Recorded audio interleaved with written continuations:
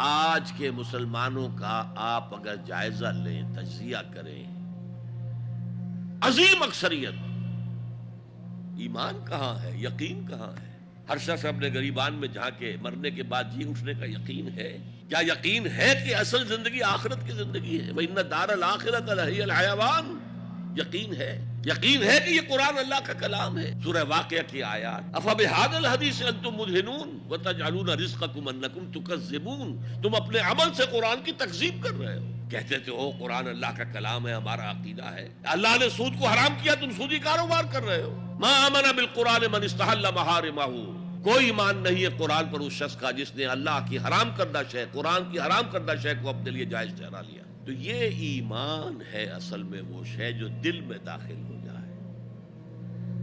چنانچہ یہاں تو نفی کی گئی نا اس کی، تم اپنے آپ کو مسلمان کہہ سکتے ہو، مومن نہیں کہہ سکتے۔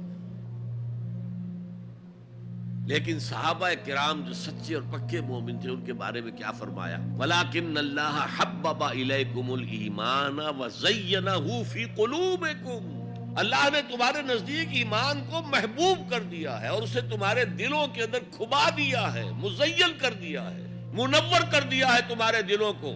دل کا ایمان یہ ہے اصل ایمان۔ اور اصل ایمان کی تعریف کیا ہے پھر؟ دیکھیے کس قدر نیچرل سیکوینس ہے، منطقی بات ہے۔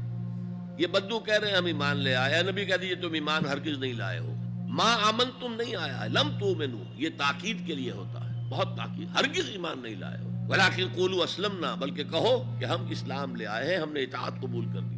ولما يدخل الايمان في قلوبكم، ایمان تمہارے دلوں میں داخل نہیں آیا۔ وان تطيعوا الله ورسوله لا يلدكم من اعمالكم شيئا ان الله غفور رحيم، اس حالت میں بھی اگر تم اللہ اور اس کے رسول کی اطاعت کرتے رہو گے تو یہ اللہ تعالیٰ چونکہ غفور اور رحیم ہے، یہ رعایت کرے گا کہ تمہارے اعمال کو تسلیم کر لے گا اور اس کے اجر سے تمہیں محروم نہیں کرے گا۔